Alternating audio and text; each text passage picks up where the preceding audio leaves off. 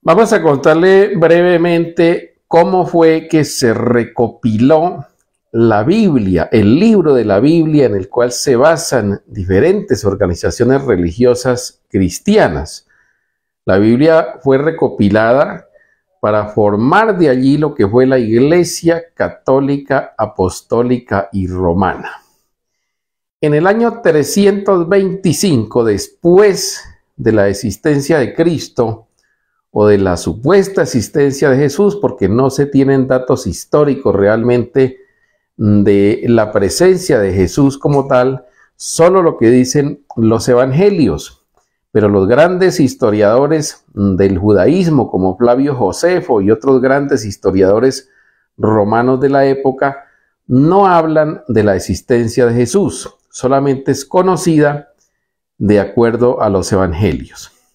Les decía que en el año 325 antes, es decir, en esos 300 años, comienzan a llegar a Roma, a Grecia, a todas las provincias del Imperio Romano, muchas personas, hombres por supuesto, llevando pergaminos en cueros de chivo, porque se escribía en esa época en cueros de chivo, incluso en papiros de piedra, escritos que decían ellos habían sido elaborados o escritos por los evangelistas o por los que habían acompañado a Jesús, los apóstoles.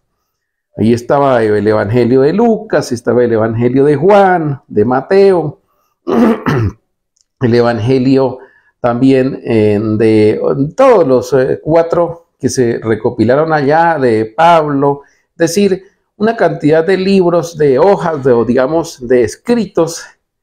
Y en esos 300 años se fue proliferando en todas las provincias del Imperio Romano, en Grecia, en lo que hoy es Israel, en las mismas provincias del imperio que era turco, pero que pertenecía a Roma, grupos y grupos religiosos, cada uno con su evangelio, digámoslo de alguna manera, cada uno hablando de Jesús, pero en diferentes formas. Es decir, cada uno tenía su propia interpretación. Dicen que hasta la Virgen María había escrito un evangelio y andaban muchos proliferando evangelios de la Virgen María. Claro que no se llamaban evangelios, eran simples escritos.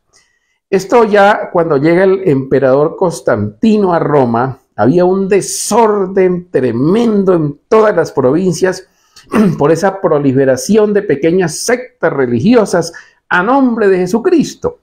Ya incluso en Roma, las corrientes religiosas antiguas de Roma, que adoraban a los dioses del Olimpo, y lo mismo en Grecia, a la mitología griega, iban desapareciendo poco a poco porque les apasionaba más aquella historia que hablaba de un hombre que había sido crucificado para salvar el mundo y que se llamaba Jesús.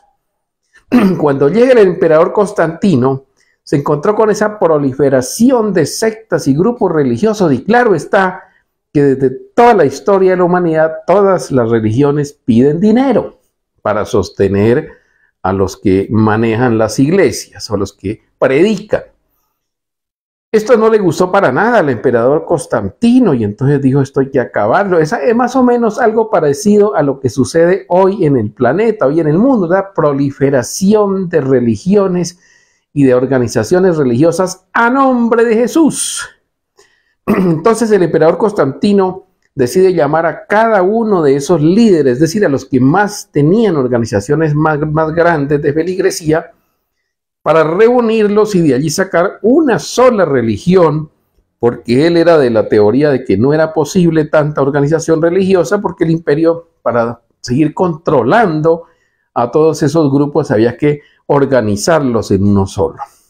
Es así como, para resumirles, que en el año 325 se reúne el concilio de Nicea. Nicea es una pequeña ciudad en esa época que queda ahí sobre el lago Inik, un lago que está en lo que hoy es Turquía. Y allí se reúnen todos estos grupos llamados, digamos, lo que podríamos ser como una especie de obispos, pero eran pastores religiosos, con ese montón de papiros, de cueros, con escritos, de pergaminos que ya algunos tenían de la antigua Caldea, todos con su evangelio.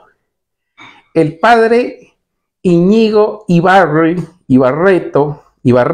que es un gran historiador de la Iglesia Católica en la España de los años 50, de los años 30, escribió un libro que se llama La religión al alcance de todos y nos habla de 72 evangelios que habían llegado a ese concilio.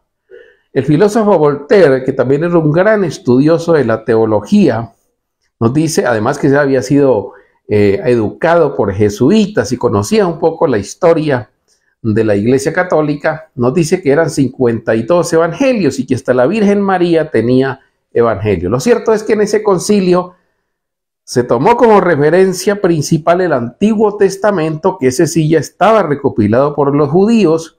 Recordemos que los libros de los judíos son el Antiguo Testamento, el Talmud y la Cábala numeral hebrea, que es un libro por el cual se toman algunos aspectos adivinatorios.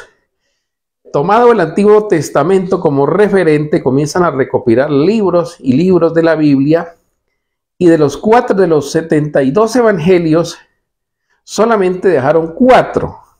Y hay que tener en cuenta que en esos 4 no hay concordancia. Por ejemplo, en la genealogía que hace Lucas de Jesús, no concuerda con la que hace Mateo. Son totalmente diferentes y usted se toma el trabajo de leer la Biblia. Pero bueno, esas son cuestiones ya de la fe. Lo cierto es que solamente dejan 4 evangelios y agregan otros libros más de los, digamos, que concuerdan más con los evangelios, los dejan allí, incluyendo el Apocalipsis de otro Juan, que no era precisamente Juan el Bautista. Y así se recopiló lo que se llamó el Nuevo Testamento, y de allí surge la Biblia que conocemos hoy con todas sus reformas, y se escribió en hebreo porque era el idioma original en que fueron encontrados todos esos escritos y papiros. Que hayan sido libros inspirados por el Espíritu Santo, eso no lo sabemos, pero eso dicen los creyentes. Lo cierto es que de allí nació también en el año 325, allá en la pequeña ciudad de Nicea, en ese lago azul que se llama Iñij. De allí nació la Iglesia Católica, Apostólica y Romana, y el emperador Constantino prohibió cualquier otra clase de religión que no se ajustara a la Iglesia Católica. Ya después de eso, la Iglesia Católica, por supuesto, al correr de los años, cuando ya se institucionalizó con sus cardenales, obispos, sacerdotes, misioneros y todo lo que conocemos hoy, fueron creando otras situaciones diferentes. Fueron adoptando, por ejemplo, los santos, las imágenes de los santos para adoración, y se fueron adaptando a las condiciones de cada cultura para poder expandirse a lo largo de la Europa de entonces. Y después, ya eso es otro cuento, otra historia, la llegada a América Latina. De allí es que nace la Biblia, nace del seno de la Iglesia Católica, recopilada en el Concilio de Nicea. Prácticamente con el correr de los años, de los siglos, ese libro fue abandonado por la Iglesia Católica, archivado por allá, incluso llegó a prohibirse la lectura de la Biblia porque claro está que no concordaba con las prácticas y rituales religiosos. Ya la desempolvó un sacerdote católico que se llama Martín Lutero, se llamaba, en Alemania, en el año 1517. Desempolva la Biblia, la lee, él sabía hebreo y comienza a darse cuenta de que eso no concordaba con lo que hacía la Iglesia Católica, y es cuando él se lanza en una protesta contra el mismo Papa de esa época, Clemente XII.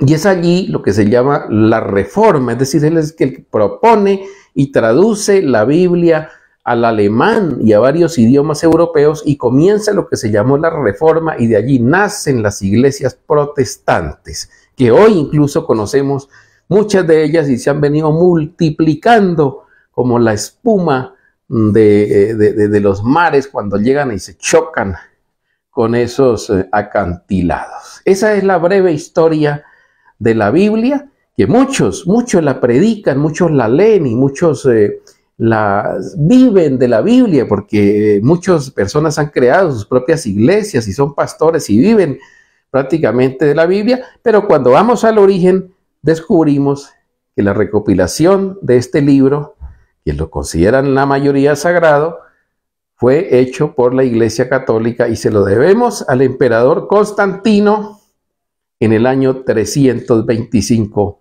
de la era cristiana. Para el francotirador les habló Santiago Villarreal. Hasta la próxima.